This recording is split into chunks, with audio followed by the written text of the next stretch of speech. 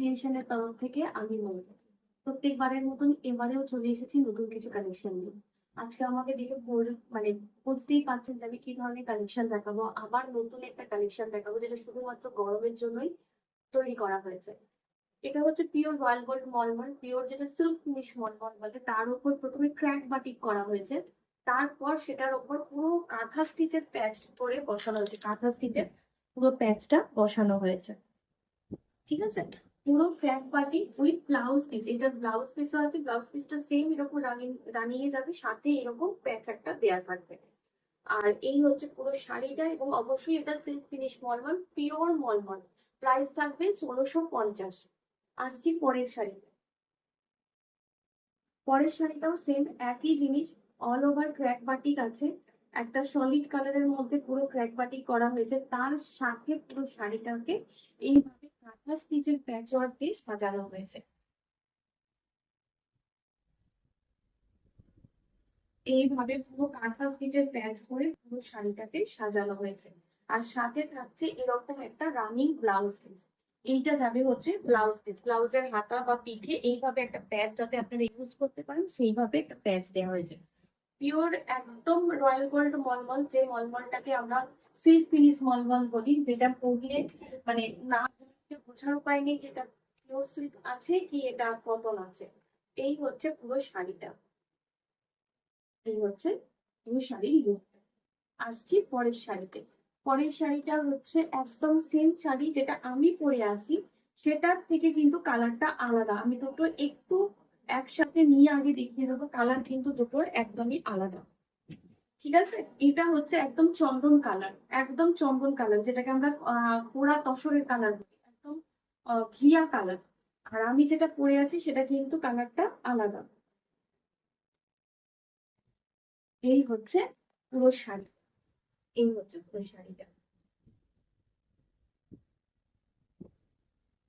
এই হচ্ছে পুরো শাড়িটা কাঁথা স্টিচের প্যাচ করা থাকবে, এবং পুরো শাড়িটা একই রকম ভাবে থাকবে, এবং এইটা হচ্ছে ব্লাউজের পিসটা।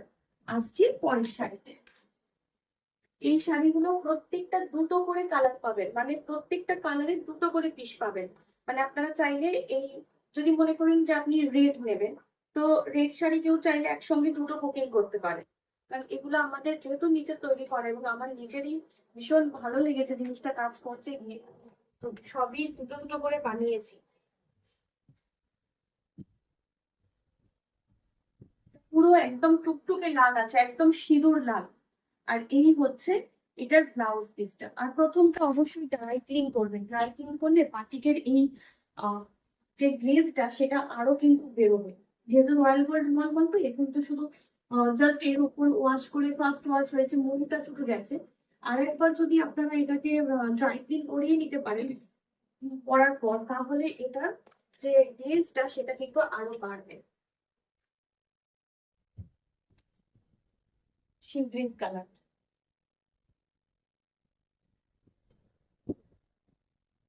সুন্দর করে কাঁথা স্টিচের প্যাচ, সাথে এরকম বর্ডারটা দেওয়া রয়েছে ব্লাউজের জন্য। রানিং ব্লাউজ পিস, আপনারা চাইলে ব্লাউজ পিসটা কেটে বানাতে পারেন যেহেতু রানিং ব্লাউজ পিস, অথবা আপনারা কোনো একটা সলিড কালারের ব্লাউজের ওপর এর যে হাতার প্যাচটা দেওয়া রয়েছে সেই প্যাচটা আপনারা লাগিয়ে নিয়ে সেটাও করতে পারেন। শাড়ির ব্লাউজটা কাটলেন না, শাড়িটা অনেক বড় থাকবে। প্রাইস সবের এক, প্রাইস কিন্তু প্রত্যেকটা শাড়ির এক, 1650। এখন যে কটা শাড়ি দেখাচ্ছে প্রত্যেকটার প্রাইস এক, 1650। ভীষণ সুন্দর মলমল পরে ভীষণ আরামদায়ক একটা শাড়ি। আর বাটিক তার সাথে কাঁথা, এটা তো আলাদা করে কিছু বলার প্রয়োজন পড়ে না। জিনিস কত সুন্দর,